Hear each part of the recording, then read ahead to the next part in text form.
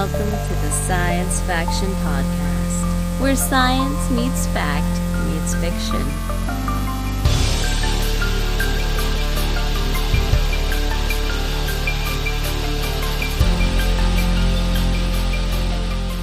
This is Science Faction for the week of December 29th, 2025.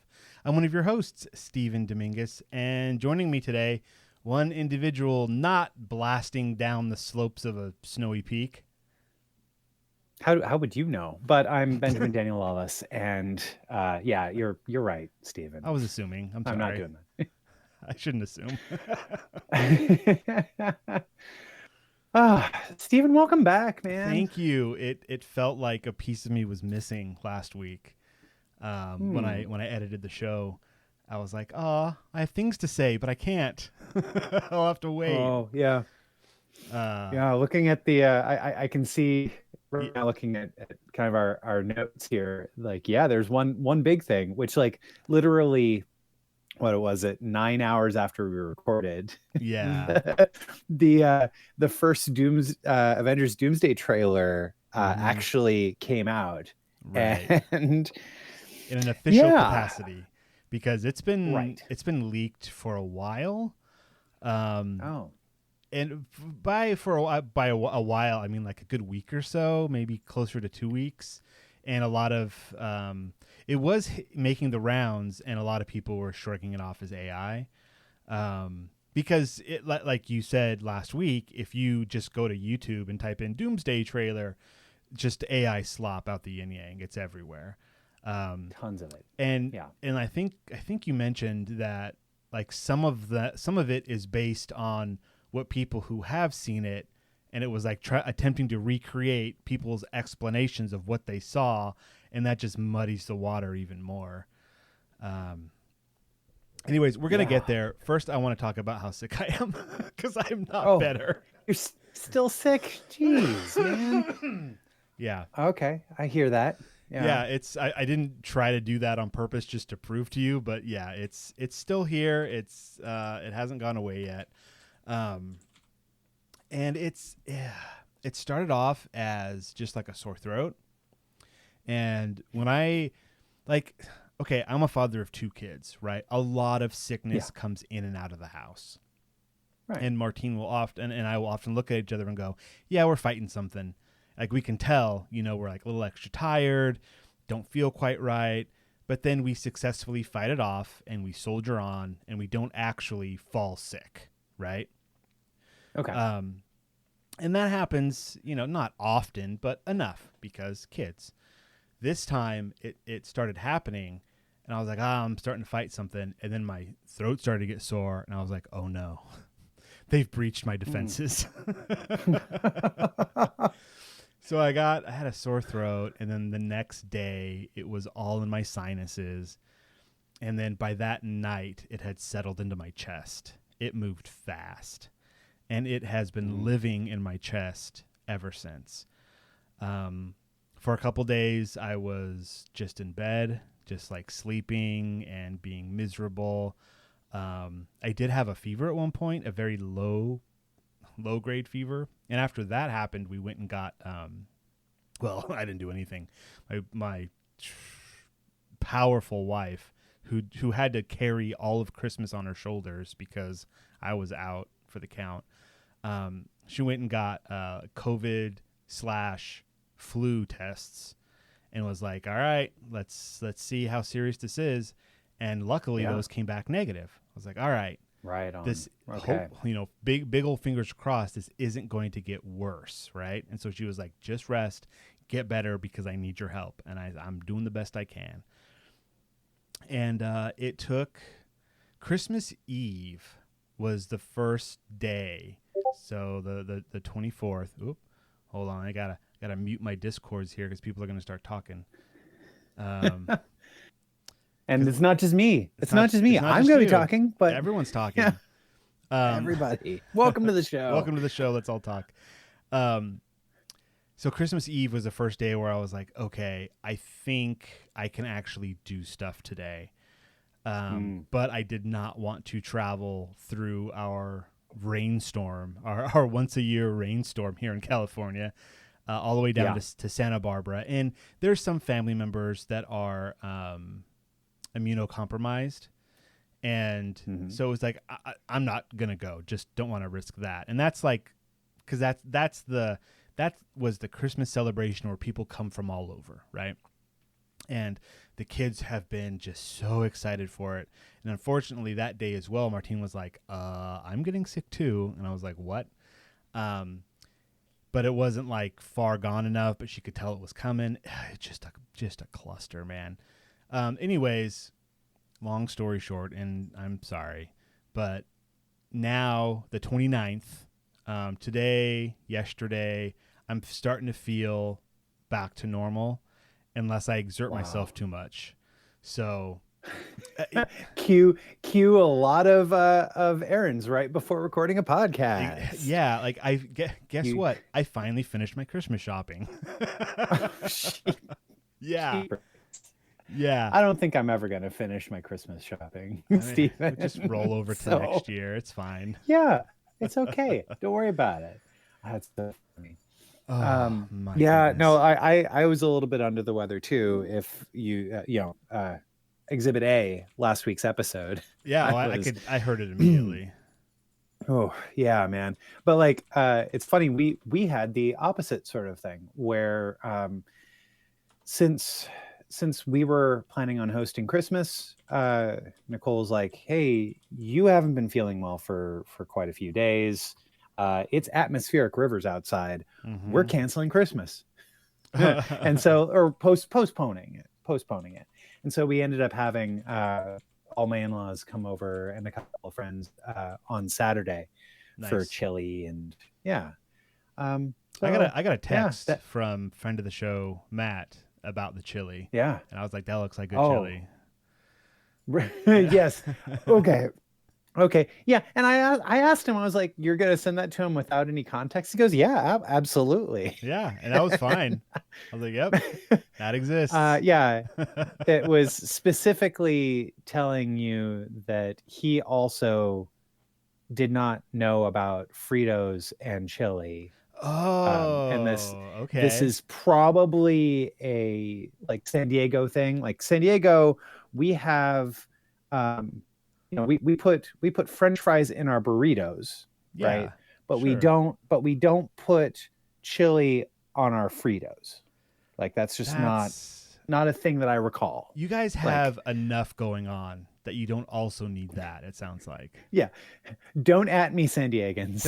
It's okay. You probably know, but you are also probably far more worldly than I, your humble podcast host. However, Nicole brought up, put the chili on the Fritos. And I was like, that sounds incredible. Yeah. Like, how long have you been doing that? She goes, since forever. Like the dawn of man, the cave paintings were showing chili and Fritos. Yeah. And it was great. To this year I learned. It's like San Diegoans could be like, yeah, I guess we could put chili on Fritos, but I'm too busy eating my French fries and my burritos. So right, I'll get to that right after I do that, and then go surfing.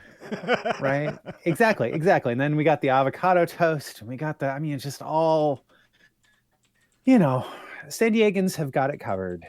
Like they're fine. They don't need another thing. No, they're good. Speaking of weird food, I want to talk about something. I'm gonna do something that is rare for this show, and that is a live taste test. Oh, okay. Yeah, it's not on the notes, so I'm just gonna do it. It's fine. Yeah. It'll be quick. Sure. Here's. You wait. It won't be. So Fallout Season 2 has hit.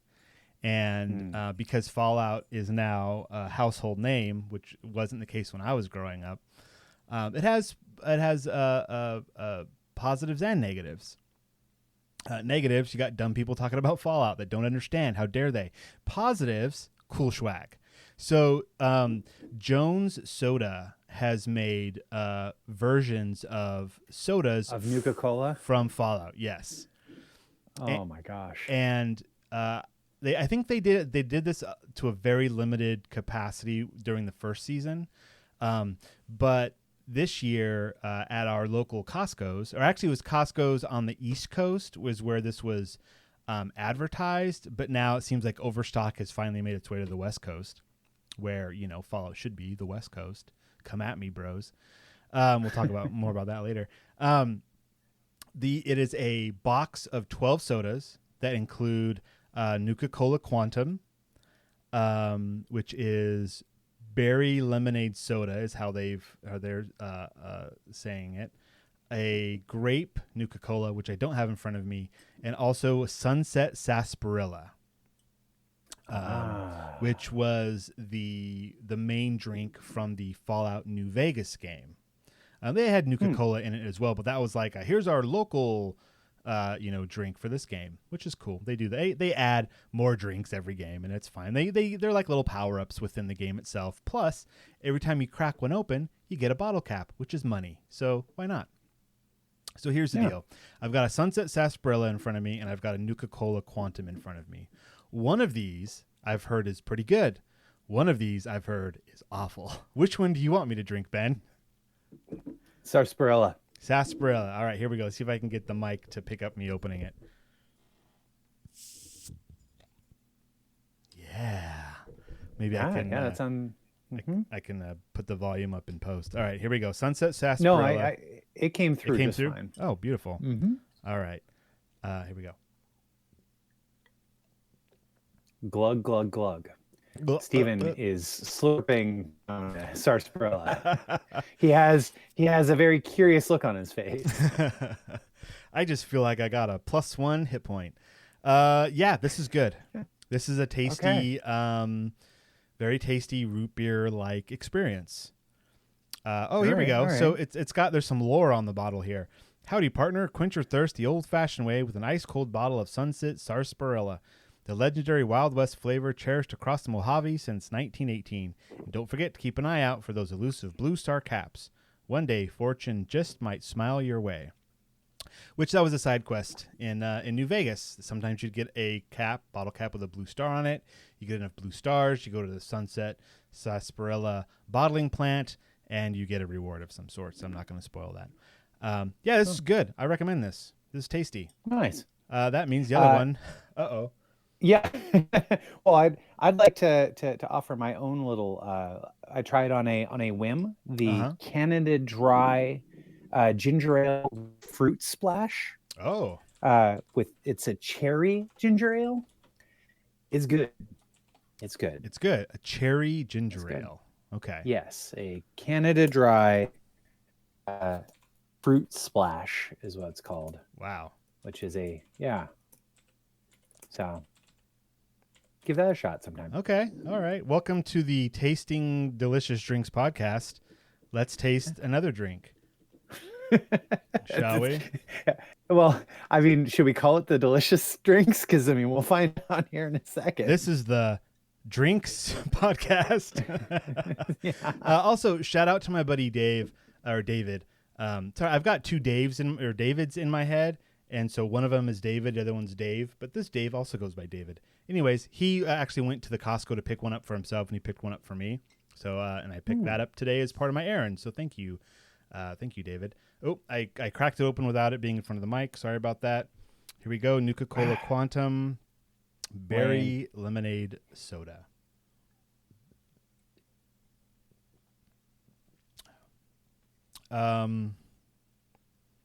Okay, that's fine. Okay. I don't know what I was expecting, but it is exactly a berry lemonade soda. It tastes like berries, tastes like lemonade. Yeah, that's fine. It's a bit too fruity for my taste, perhaps. But if you go after a drink that says berry lemonade, well then that's exactly what it gives you. This has some lore in it as well. With its unique flavor and distinct bluish glow, Nuka Cola Quantum was poised to dominate the soft drink market. Unfortunately, it was released to the public on October 23rd, 2077, the same day that the bombs fell. That's true. Oh. Yeah. They're still all over the game, and they're harder to find. They're a better power-up, that kind of deal. They do glow in the dark, because they have uranium in them in the game, not in my hand. Oh, okay. So, okay, cool. Well, there it was. There's our my Fallout taste test of a couple of drinks. I'm going to put the cap back on this Quantum and keep drinking this Sarsaparilla because yum. All right. There you go. There it is. So, Stephen, this is the time of year where Steam has their winter sales. Yes. And, it's very difficult to be a gamer nerd and find yourself not partaking in the Steam winter sale because the prices are crazy. Whoa. Yeah. So I'd like to offer a little recommendation, a little video game recommendation. It's called Bang Bang Racing. And this is rated what? E for everyone. Oh, excellent. Okay, good. Yeah. Yes. You never know. Bang Bang. Yeah. I'm glad that you asked. I'm really glad that you asked. It's currently $1 on Steam till January 5th, and it's really good. It's a arcade racing game from top down. It's really small, like 200 megabytes to download. Runs great on the Steam Deck. The controls are most excellent, and it's usually like $10, so it's like 90% off. Wow. It's you can play racing. Yeah, it looks very chibi racing. Well, okay, Steven, she may not look like much, but she's got it where it counts, kid. Oh. She's got 4-player split screen multiplayer racing. Yeah. Yeah, and it's good. I heard about it a couple months ago from a YouTube video. And I was like, oh, okay, I'll pop that onto my wish list. And then sure enough, I see it's down to $1. And I picked it up. And it's really, really good. I picked it up with a few other games, and it was the first one I started. Mm-hmm. And I didn't want to stop playing it to try out the other games I got. Ooh, that good. So, yeah. Bang Bang Racing from Handy Games. It came out in 2012, but it's still good, And it looks chibi. Very everything's short and fun and squished and smallish. Looks like kind of like toys, but it's fun. Toys with a Z, probably. Yeah, I don't want to. Don't at me, Disney. It's just. Oh boy. Yeah, man. That looks really cool, man. Awesome. Yeah. Give it a shot. So let's continue on the. By the way, I just put that in my shopping cart. I'm totally gonna buy that and play it. Heck yeah! For under $1, like, right? I find dollars around the house. So if I could find a video game, that'd be even better. So. Yeah. And I mean, mind you, I know that I'm kind of. I'm really into racing games. That's just kind of a thing about me. But this really punches outside of its class for $1, for sure. What about for $10? If you pay full price? I would be happy to pay full price for this. But I probably wouldn't, given its like what it looks like. Because the graphics look so cutesy. Right. However, it is. I mean, it's like.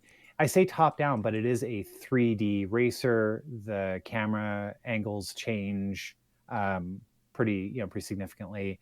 There's a lot of risk reward that happens through it. You can repair your car in the pit lane. You don't have like weapons necessarily, but when you run into certain barrels barrels on the track, then they will start to kind of flash. So like it kind of sets up a nasty time for the racers behind you. Yes, the old nasty time. It has some semi-destructible environments, so you can run through certain track borders and create your own shortcuts. And they persist through further laps on the same race. Each race, it's a really great pick up and play sort of thing. Like each race takes like 2 to 4 minutes to get through max. Oh, nice. Yeah, really digestible. So, I mean, yeah, I highly recommend it. Awesome. Just awesome. Yeah. Hey, you want to talk about Fallout? Sure. Some more? More Fallout? Sure. More. Why not? I guess. So, as I was waiting on Christmas Eve, that was the same day that I watched the second episode of the second season of Fallout on Amazon Prime. So this season so far has been great. So, I mean, I guess I think it's important to say here where I say that I'm a fan of racing video games. Steven's a fan of all the genre of video games called Fallout. Yes. Big fan from way back. You can even watch his walkthroughs or his play-alongs. Playthroughs, of the first Fallout on YouTube. Yeah, try to find it. I dare you. I didn't even complete that playthrough. I kept dying at a certain spot, and I was like, I'll get back to this later. It's been years. That feels like my experience of playing Fallout 1. I mean, Fallout 1 is no joke. Like, it is. No. It is no joke. There's a reason why, like, the newer Fallout fans are like, oh, yeah, I played the old one, Fallout 3. I'm like, no. So this season is great because, as was alluded to at the end of last season, they're heading towards New Vegas. And Fallout New Vegas was a game that came out after Fallout 3. So Bethesda of Skyrim fame, of the Elder Scrolls games fame, said, hey, we love large RPGs. We love Fallout. Fallout 1 and 2 are huge hits, and the companies have gone under. We are going to buy the rights. And they did. And they made Fallout 3. It was a big hit. They made a bunch of DLC for it. I played all of it. And then they started working on Skyrim or something, and they farmed out making Fallout New Vegas to another studio, Obsidian. Obsidian Entertainment, which right now their claim to fame would be The Outer Worlds. Yeah. I believe that's we all know how this all went. Like, really good video games. Ugh. Gross. Look, these video games are not pick it up and play it for 2 to 4 minutes. These video games are pick them up and play them for 2 to 4 months. Yeah, these are giant video games, which are amazing and awesome. And Fallout New Vegas,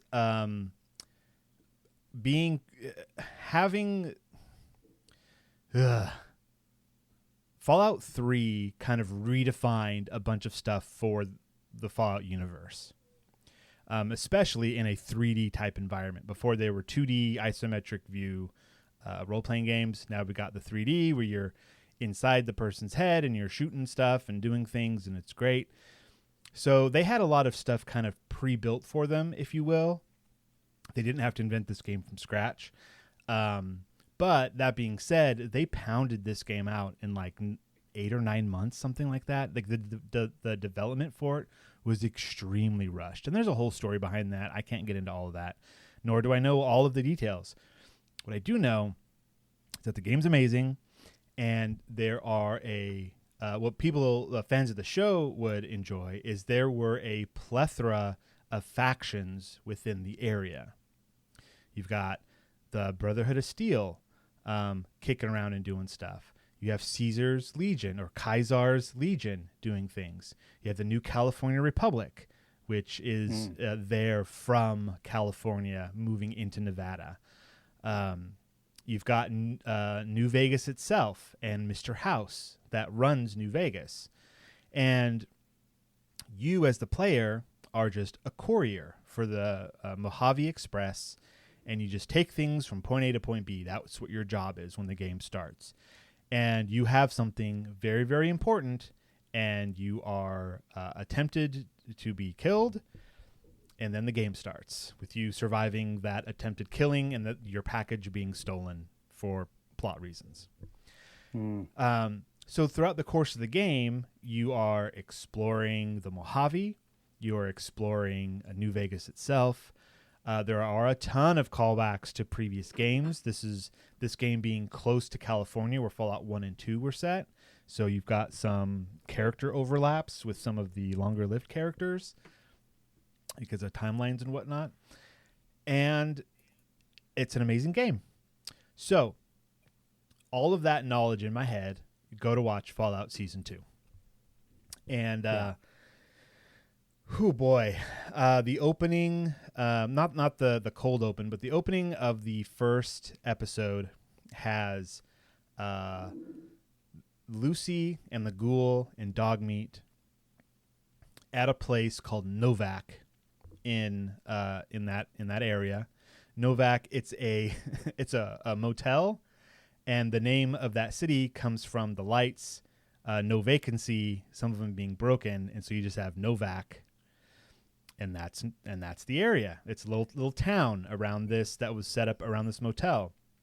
The big deal there from the game is that there's a giant dinosaur. I think it was like Dinky the dinosaur. I could be getting the name wrong. And it's something you can go at the base of it is like a little gift shop. You can go up the stairs, go up into the dinosaur's mouth, and it's like a sniper's nest. And there was a character up there named Boone. I'm talking about the game now, of course.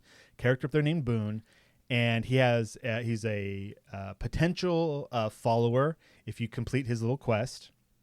But he's essentially was keeping the town safe, being the sniper. And if you complete his quest, he's like, all right, I'll follow you. And then he's a companion, and he shoots really, really good for you. So when the second episode starts, after the cold open bit, which takes place in the past,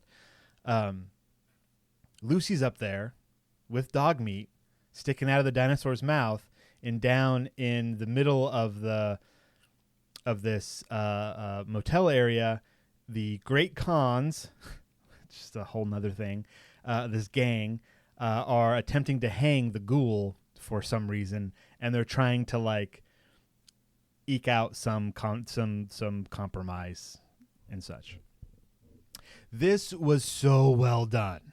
Like, just like there were little bits of this in the trailer, but seeing the full scene at the beginning of season 2, beautiful. It's like, okay, immediately, like they knew what they were doing from the first season. It's like, okay, they understand Fallout, they understand the lore, they understand what they're doing.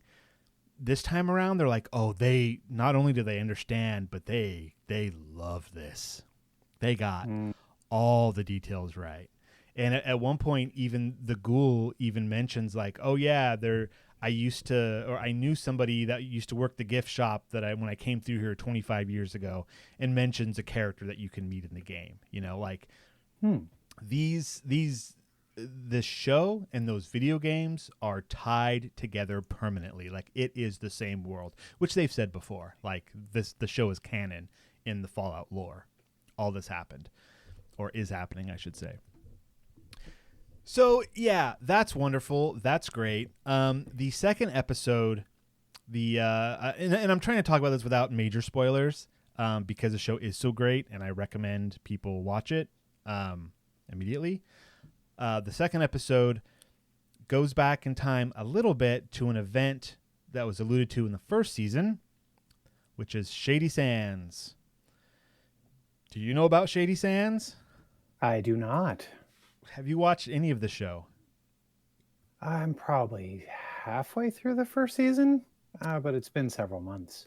Excellent. How dare you? Well, it's fine. Don't at me, San Diego. The San Diegans are furious with you right now. Yeah. And listeners, this is what you get when I'm gone for a week. I go like, I gotta talk about everything. I haven't talked to people. So in the first season, a major plot point was that, oh geez, Annabelle's like, get me out of here. Actually, let me, I am going to let her out of here. Give me a second. Okay. All right. Letting her out of here. Might as well. Because, who who wants to be stuck in a room with Steven talking about talking about this silly game show? Is it a game? Is it a show? Is it a game show? I'm here. Who even knows? What are you talking about? Right. Oh, just Fallout? I was just yeah. Of course I'm talking about. Of course you are. This silly game show. Sunset Sarsaparilla is delicious. All right.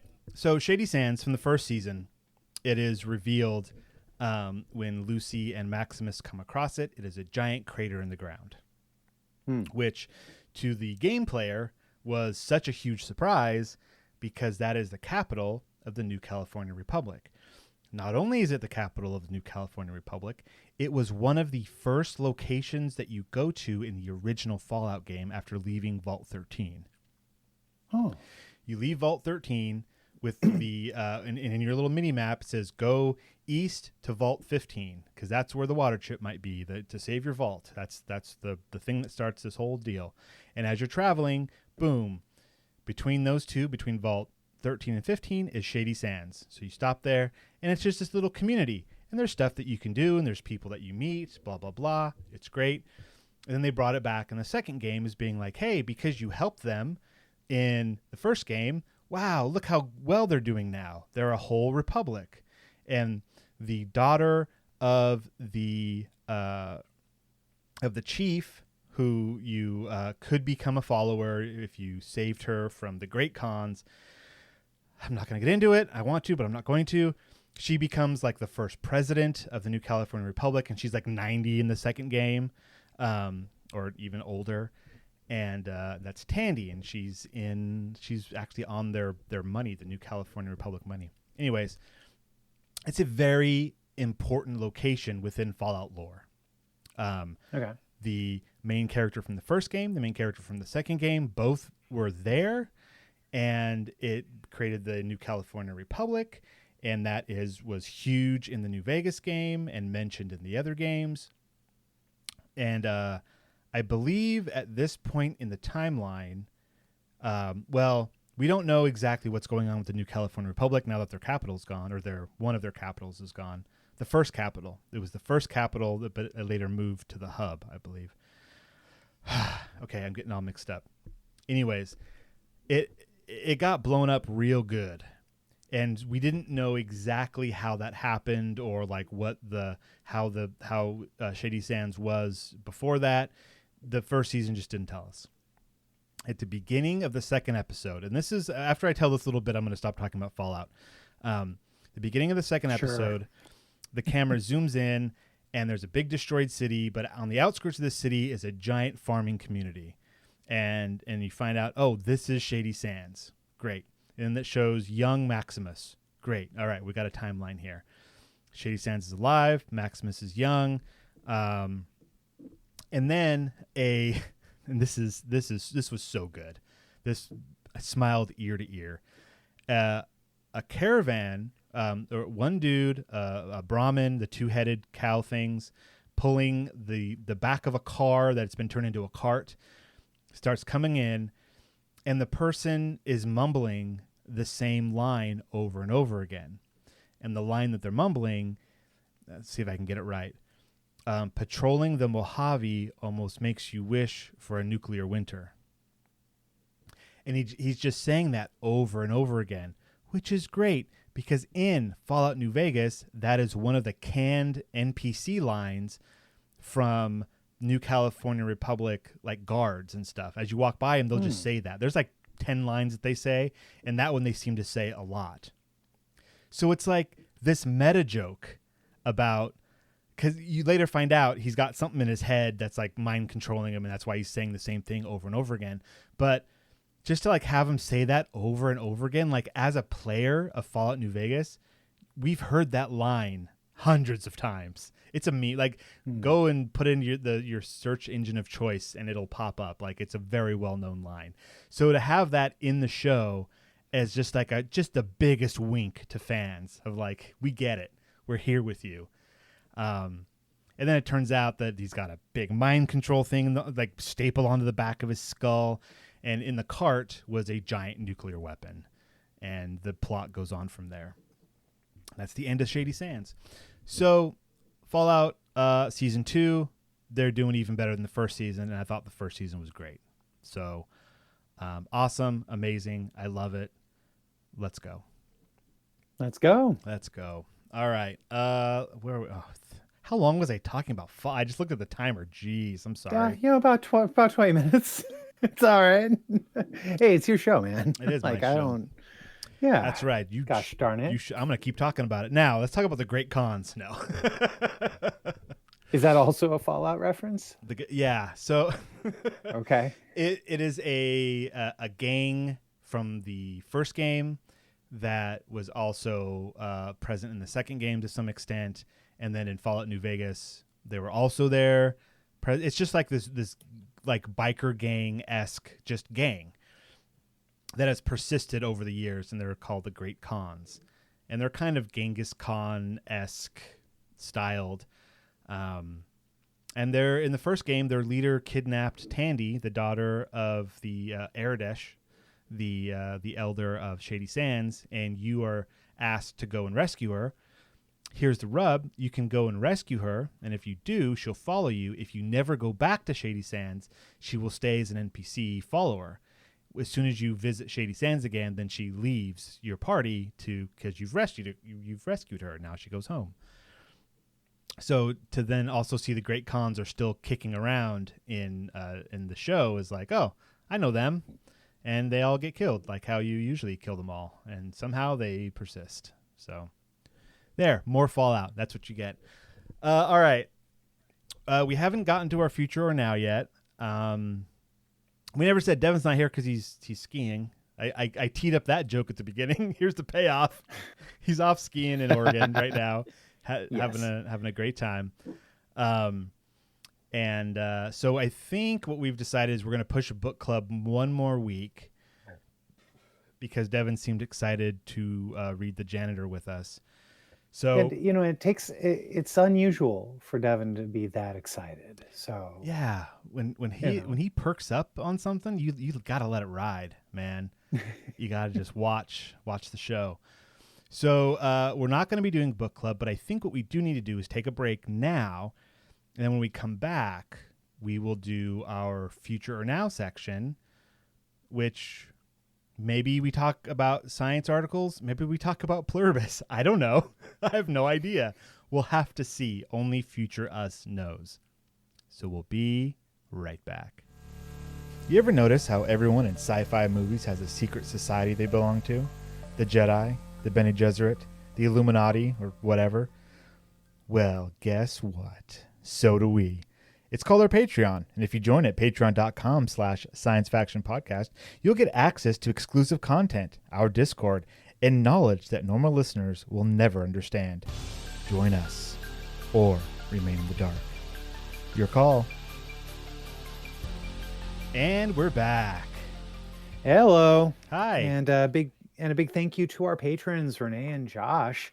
You guys are awesome. You just heard Steven talk quite a bit, and about all sorts of things, about Avengers Doomsday, about more Fallout, about losing a dog and regaining it. It's been a wild show that most people it's an adventure, have no idea about. And so since Steven asked that I talk for a little while because he was talking a lot, it's now Steven's turn for future or now. Okay. I kid. I've got one. I'll go. All right. So this is announce the segment. Oh yeah. So this is future or now. Now. So this is now. And I came across on ScienceDaily.com an article that says, after the LA fires, hospitals saw a sudden surge in illness. Now, this is something that is near and dear to my heart. Stephen, you and I, we live in California. Back in January 2025, Los Angeles had wildfires that ripped through the Palisades and a few other parts of Los Angeles, and recently they've been on my mind quite a bit, given the torrential atmospheric drenching, the atmospheric downpours, atmospheric rivers. That's the word that we had last week for right around Christmas. We had lots of storms, and portions of those areas were evacuated in Los Angeles, basically because of the fact that the growth hasn't come back enough to prevent massive mudslides in the area. So anyhow, anything having to do with the here we are a year out from the Los Angeles wildfires, I'm kind of curious about. So it turns out that after those LA wildfires, hospitals recorded a surge in serious health problems. Basically, heart attacks, lung complications, and general illness spiked following the January 2025 LA wildfires. And this is a study from Cedars-Sinai, because they have their emergency department is located about 10 miles from Pacific Palisades and roughly 20 miles from Altadena. Now, Altadena is where the largest fires ignited back in January 2025. So the investigators examined emergency department visits during the 90 days after the fires began, from January 7th to April 7th, and compared that data with emergency visit records from the same calendar period in each year from 2018 through 2024. So here's what they found. The total number of emergency department visits during this 90-day window in 2025 did not differ significantly from previous years in terms of number of of emergency visits. However, the visits tied to specific medical conditions rose sharply. So that's okay. Compared with the average rates observed over the prior 7 years, researchers identified a 118% increase in emergency visits for general illness. Visits related to heart attacks rose by 46%, while visits for pulmonary illness increased by 24%. So they're considering that this could be from fine particles released by the wildfires that entered the body and caused injury to the heart and lungs. It also could be stress related to the fires, which could have contributed to a broad range of health issues. There's also one other concerning trend. Abnormal blood test results associated with general illness more than doubled during the 90-day period in 2025 compared with the same time frame in earlier years. This type of finding has not previously been reported following major wildfire events. And so Joseph Ebinger, MD, MS, Associate Professor in the Department of Cardiology and first author of the study at Cedars-Sinai, says abnormal blood test results could indicate that the body is responding to an external stressor, such as toxins in the air. This study is an important step toward understanding how the Eaton and Palisades fires may have affected Angelino's health. We need more research to determine what we can do to mitigate any remaining risks and protect people from fire harm in the future. You know, houses have some crazy stuff in them. Especially houses that have been built in particular periods in our history. Yes. I mean, not only like the asbestos and lead and stuff like that, but like just common everyday things for us now. Like we don't have a large history of knowing what it's like when a computer catches fire, right? Like those have only been around for 20, 30 years. Well, no, sorry, we're older than that, 40, 50 years. And so, like to have things floating around in the air that have not done so before, or in very small quantities to be, not statistically relevant. But when you have a giant fire in a modern setting now, what does that mean? What is in the air? If there's a giant fire like this 200 years ago, it's like, oh yeah, well there's wood out there and different kinds of wood, some metals, right. We know what that stuff is, and some of it can be dangerous, sure. But now, like with all the just think about a car on fire, all the rubbers and plastics and computer components and solvents and oils and like electric cars with the batteries, like the stuff that's in batteries is insane. And you've got all that stuff just being incinerated and going up into the air. Like, this does not surprise me in the least. It's very unfortunate and it sucks. It's awful. Yeah. Wow. I think it's fascinating, and like amidst all of the emotional baggage that's there, but also the fact that we do have the data to support this. You know, like we do have a lot of, perhaps this is a data point that could help in determining proper building materials in order, I mean, here in California, we have a strict code regarding earthquake protection for everything for all buildings here, and so to perhaps consider fire prevention and fire mitigation. As part of that, those are all California Building Code. I mean, I used to work for a civil engineering firm, and I've worked for architectural firms in the past. California has some of the strictest guidelines for both fire, earthquake. I think those are like the two kind of big ones because we don't get a lot of flooding around here. But yeah, there is very necessary materials within homes, but it's rated for a specific kind of fire. Like if you have a fire in one room in a house that's been built within the last 10 years, if you have a fire in one room, there's a really, really good chance it just stays in that room, right? The whole house could burn down, but it's going to burn down a whole lot slower. It's not going to whip through the whole house and before people can get out, right? It's meant to isolate and to slow down fire so that your fire alarms go off, which again, fire alarms and stuff are mandated. They have to be there.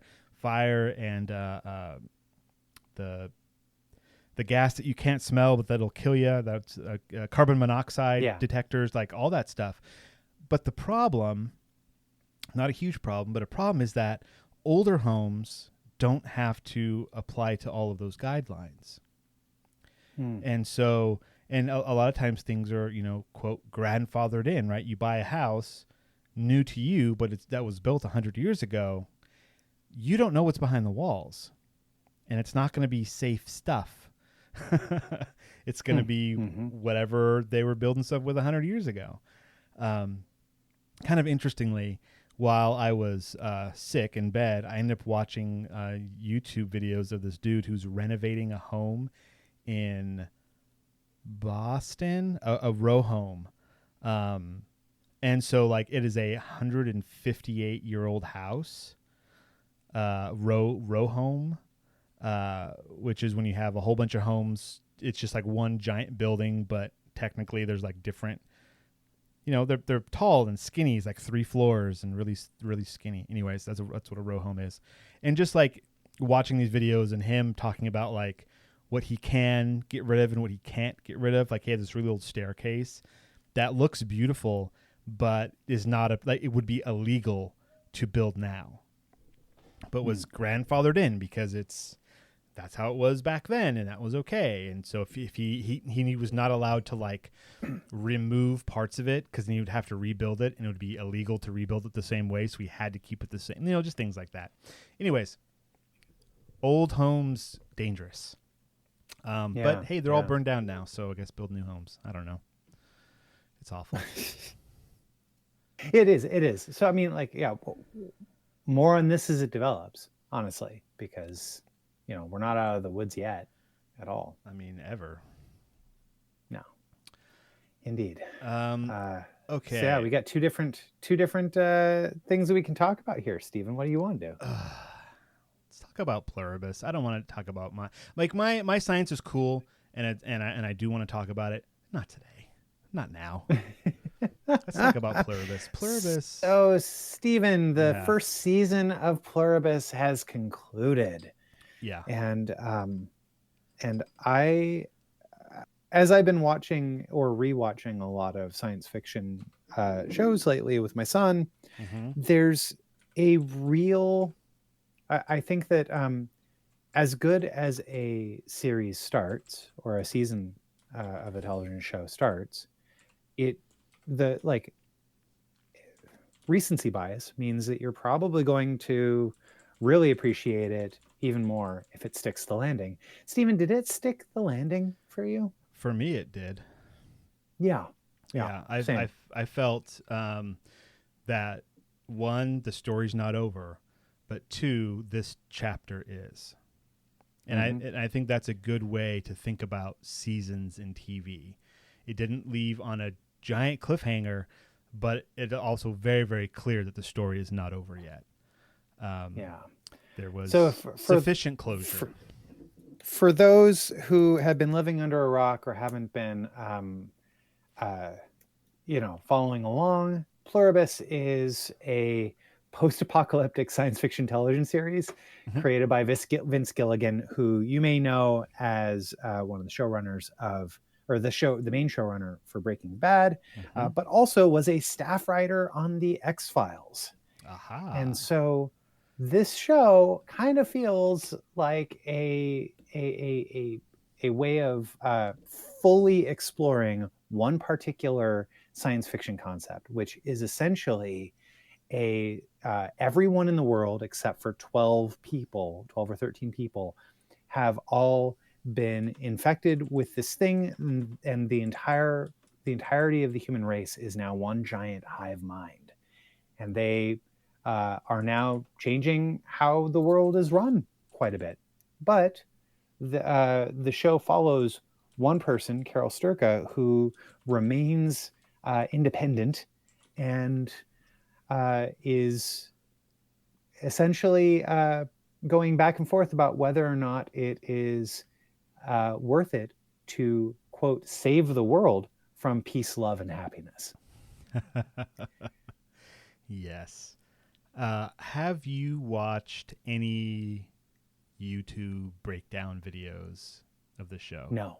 Okay. No, I have not. But I have been listening to Boars, Gore, and Swords coverage of it with my good friend Red Scott and his co-host Ivan, and they've been going through it. So I've been steeped in it, but not like from official ways nor from video essays.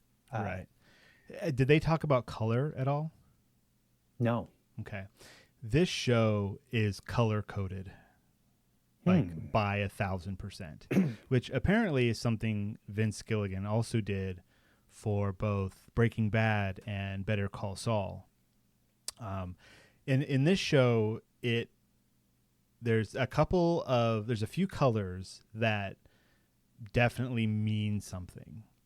One of them's yellow, the other one's blue. Yellow, which is a color that the primary character, Carol Sturka, that she wears a lot or is around a lot. And yellow stands for independence. The other color, blue, which is often around the hive mind. Do they have an official name? She's called them others. The joined. So their color is blue, and that represents them. There's a couple other colors that appear in a more of a minor way. There's whites, purity and innocence.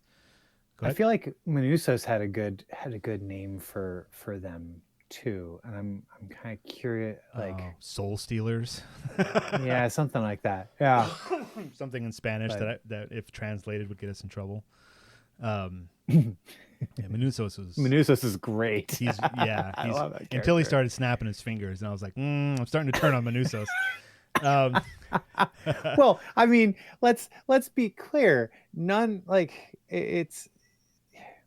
It all depends on who you're rooting for and like what it is, these characters, one of the great parts about this is that this show isn't just an exploration of a science fiction concept. It is a character study of these characters going through and living through. Is it the end of the world? Is it the beginning of the world? Let's ask John Cena. Right? Yeah. But like, it's a fascinating sort of show, and I think that it gets a lot of criticism for being of a slower pace. It's beautiful. It's paced and perfectly. Those people can go away. Yeah, I agree. But of course, I'm also someone who likes a little bit of a slower pace. See Tales from the Loop, as an incredible science fiction show that has a very set it pace to it and is more of a character study than anything else. This show is definitely along those lines where you're following Carol Sturka, you're in her mind, you're experiencing the world as she experiences it. Very rarely, until Manusos is introduced, very rarely do you get the point of view of somebody other than her, unless it's there. It happens occasionally from time to time just to tell the audience something very specific, but 95% of the time you're with Carol figuring things out. Yeah, but like you're with Carol, who is frustratingly to the viewer. Like as a fan of science fiction, I kept on wanting answers. I had questions, almost immediately. I was like, okay, like as episode 2 credits rolled, I'm like, okay, how do the others sleep? Like why they say that they're, that they're conserving energy for some purpose. Like what are they doing? Why do they do these things? And how do they, and you get such a narrow view of it all. And in fact, one of the things I was curious about, and I'm very thankful for episodes 8 and 9 because of the vast wealth. Once Carol decided to take a different tact and actually ask questions, you as the viewer, you get the answers. But one of the things that I was also curious about after episode 2 or 3 was what's going to happen to Kusimayu, the young lady from Peru. She's Peruvian, right? Peru, I believe. Yeah, and because she had said when on Air Force One with Diabate, she had said like that as soon as she could, she wanted to become joined because she wanted to be with her family, with her aunt and with her sister, and so again, this is a really great thing that by the end of the season we got a conclusion on Kusimayu's story as well. And hauntingly concluded. How like but like I and here we are, the big questions that also remain at this point, which we have not necessarily gotten a conclusion on, is will the joined respect the wishes of those who are not joined? They appear incredibly pacifistic. I mean, they say they will only eat food that has fallen naturally. They will not kill anything that they accidentally kill. They feel sad about. They've said that your body is your own and your life is your own. And here we are, at the end of episode 9, and I think that whereas the beginning of the show, you had no reason to doubt the others in their sincerity. The joined, but but now you're like, they're getting a little lawyerly on her. So I'm gonna give a spoiler warning. If you haven't finished the series yet, we're gonna so far we haven't really given away too much. And if it sounds interesting, please go watch the show. Apple TV Plus, it's worth it. 8 episodes, go enjoy.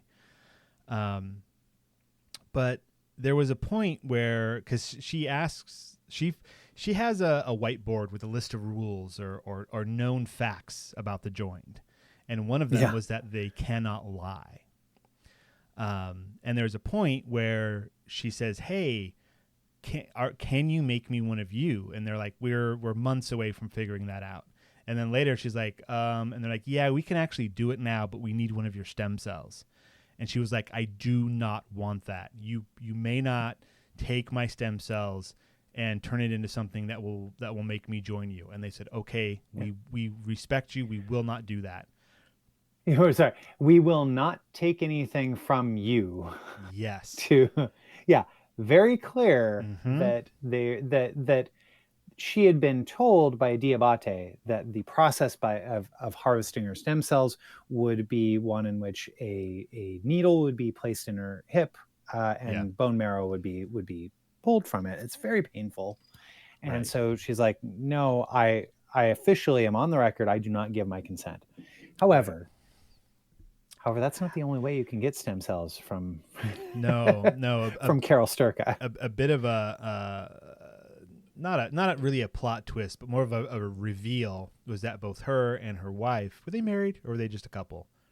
I don't remember. I mean, I'd say wife. Okay. Yeah. Married is seems appropriate for Helen's relationship with Carol. It was very serious. They were very anyways, her and her wife both had their eggs frozen for the possibility of having kids later in life.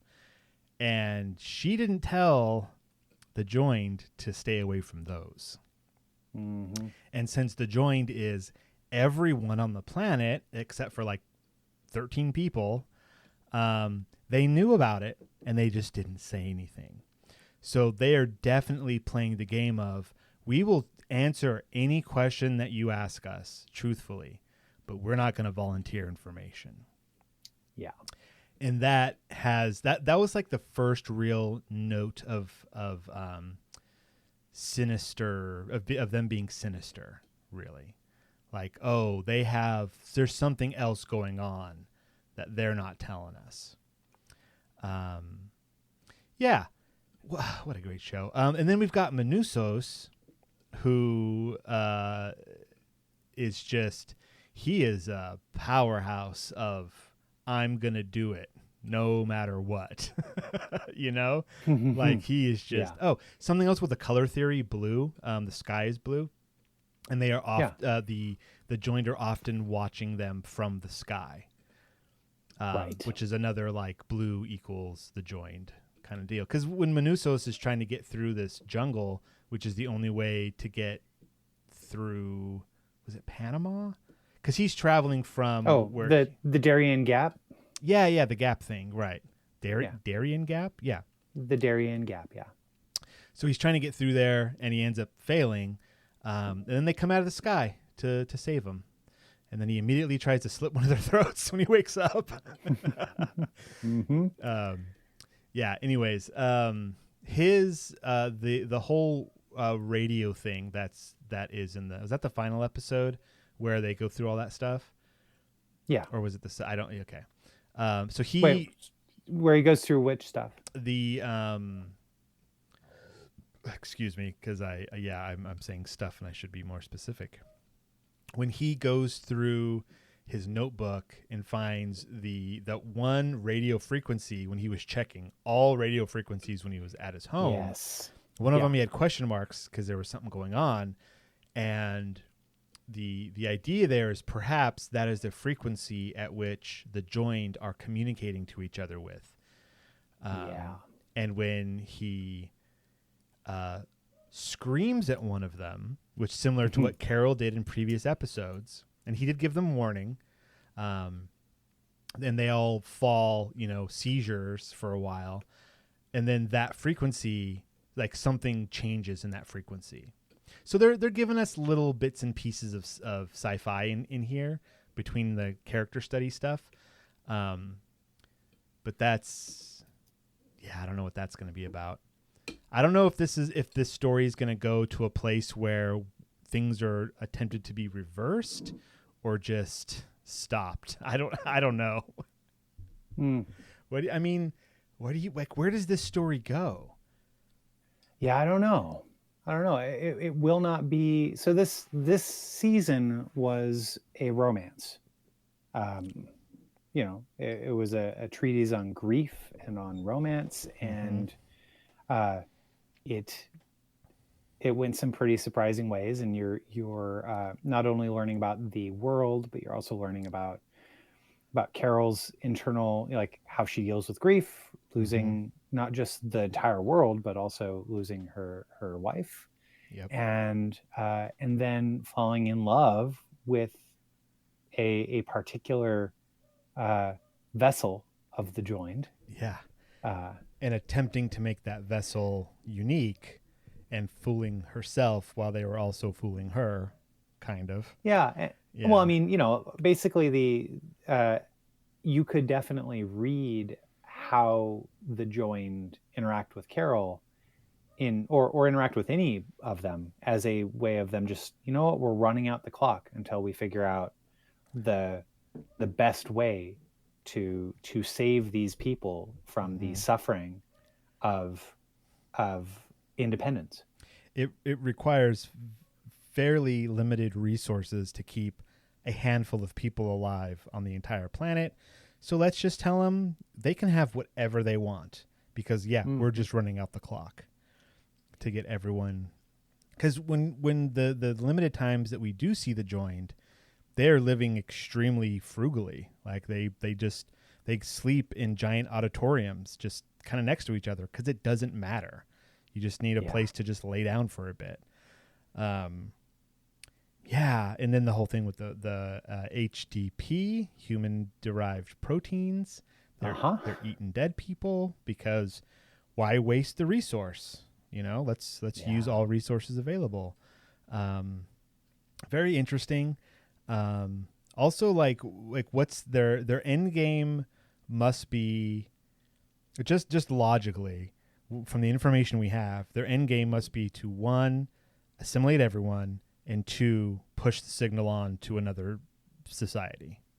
Right? Spread the gift. Spread the gift. So, is that where conflict is going to come in? Are they going to be, or is Carol and Manusos going to be like, oh yeah, let's go destroy all the radar dishes, and then we get a montage of them doing that for like 5 years, just taking bats to satellite dishes, while the joined are standing around like, guys, come on, we just have to build another one. Like, and we don't see any like mass projects that the joined are doing. Like it, and just because we haven't seen it doesn't mean it doesn't exist. Like they could be at SETI just like building giant things to push the signal on. Who knows? Oh yeah. I mean, we won't know until Carol knows. Right. But at the beginning of the show, they had found that whatever civilization had passed it along, the gift on to us, it came from some kind of antenna the size of Africa. Oh, is that what they said? Yeah. Okay. So giant satellite. They did mention at one point that I think Carol asked about astronauts, and they're like, yeah, they're coming back down. We got them too. Oh, all right. It'd be cool if it was like if they went super sci-fi at one point and they're like, oh yeah, we decided to build a giant satellite on the moon so you wouldn't mess with it, Carol. And they just like accelerated the space program, just been sending people up there.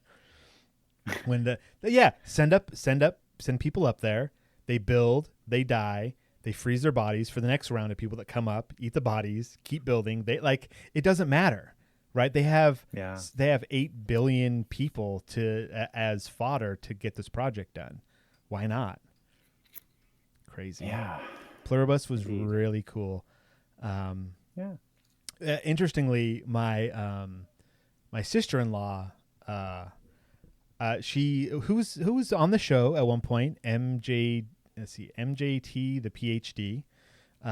She was on the show like a long time ago. But I asked her because I know not on this show, not on Pluribus. Not on Pluribus. No, on the show that people are currently listening to in their ears. Hopefully it's just their ears. I was like, what? No. All right. No, she's a big Ursula K. Le Guin fan, right? She suggested some books to read, and she's not crazy sci-fi, but like she's a fan of some sci-fi, and I thought, oh, this show might be right up her alley. And I said, hey, during Christmas festivities, between coughing, I said, hey, have you checked out Pluribus? And she goes, oh man, we've heard about it, but we don't know. And I was like, oh, do you want to watch a show about an alcoholic lesbian at the end of the world? And she was like, Yes. I was like, well, there you go. Or I see an alcoholic lesbian at the end of the world dealing with a hive mind that's taken over everyone else. And she turned to her wife and was like, why couldn't your brother have just said that? Apparently, her wife's brother like tried to explain the show and like did it very poorly. And I was like, this is what it is, and it's awesome, and you should check it out. I really do believe that she would totally enjoy the show, which it does kind of bridge that gap with science fiction. It's not so sci-fi that you have to suspend a bunch of disbelief. They put it right up front. They said, here's what it is. Here's how it works. These are the rules. It stayed consistent, which is key for fiction, specifically sci-fi, I believe. If you lay down rules about how the thing works, it always has to work that way. Otherwise, yuck. You can't just put quantum before something. This Nuka Cola Quantum is actually not too bad. Maybe the sugar is getting to me. I usually don't drink sugar soda. I'm almost done with it, though. Yeah. Pluribus, first season, excellent show. I cannot wait for more. It's gonna be great. Did you look at the link? So I had sent you and Devin a link to Google Earth, and you can actually see like where the little neighborhood that they constructed that Carol Sturka's house is. I missed that. In Albuquerque. Beautiful. And one of the most amazing parts about it is that it has a snapshot from a particular day in 2024 where you can see it says come back. in white letters. That's awesome. Yeah. I think you sent it as well. It was Carol talking to Carol. Right. Yeah. So like that's something that they've used sparingly in the show, but I hope that like something like that happens like every now and then because it's so fun. But like, and I mentioned before, John Cena, there's a certain point where Carol asked a question and they're like, oh, we've prepared a video to explain this. Turn on your TV. And it was like, hi, we're John Cena. And it was the actor John Cena, because if you got to think, this is a world where everybody is part of the joined. Why not get a celebrity to tell Carol what's going on? And he just explains a thing. And I thought that was a whole lot of fun, as like a little like what could be fun in this kind of world? Like the show is very not fun. It's very dramatic. Right. There's not, some parts are funny, but it's not a fun show. It's a very serious show.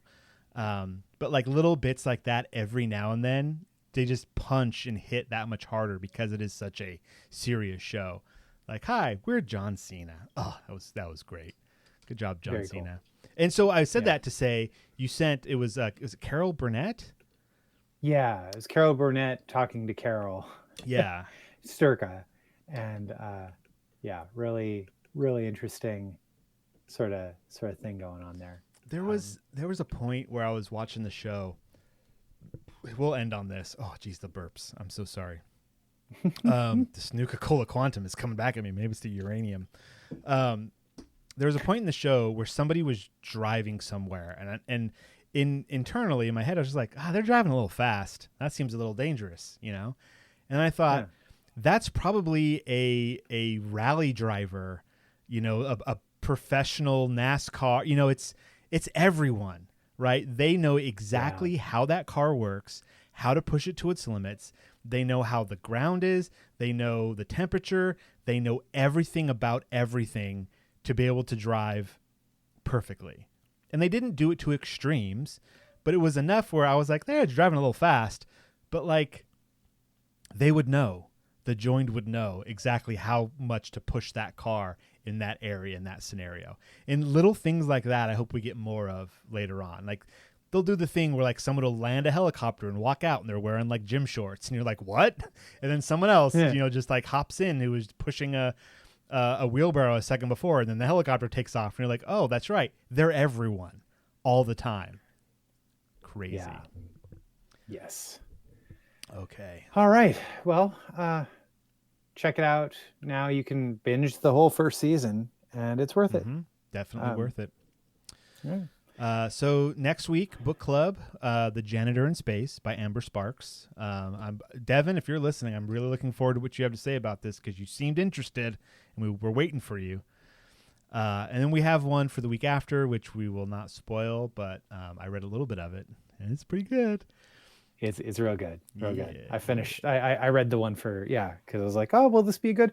Oh, it looks like I already finished reading it. And yeah. I'm going to share this one. Definitely good. We will see everybody next year. However, we are going to do something that we rarely do on this show. Yeah, I mean, you've always told me it'll be a cold day in hell before we skip an episode. Like, we better show up every week. Damn it. There is a line, and we shall go no further, because on the other side of that line, we shall not cross it. Because if we do, then we're on a slippery slope. We're going to take a week off. Dang it. Sorry. Go ahead, Steven. No, that's exactly. Yeah, it's fine. We'll take a week off So, but we're hopefully this does not mean that we're not going to be recording a show anymore, or maybe it does. I don't know. This might have been the last show that anyone ever hears from us. I highly doubt that. The listeners are going to get this the last day of 2025 on the 31st, and we should be back with our next episode on the 14th of January. So please give us a little bit of grace here. There's been a lot going on. It'd be enough time to get Devin off the slopes, to get me healthy, and to Ben to play more video games, little cars. More bang bang bang bang racing. More bang bang racing. All right. So, that's it for this week. That's it for this year. Yeah. So we'll see y'all next year. Ben, do you have any final words? Well, I mean, Steve, I know this is a little bit late, but as we were, unwrapping gifts, I was wondering, do you know what animal is the fastest at wrapping gifts? It's the velociraptor. Good night, everybody.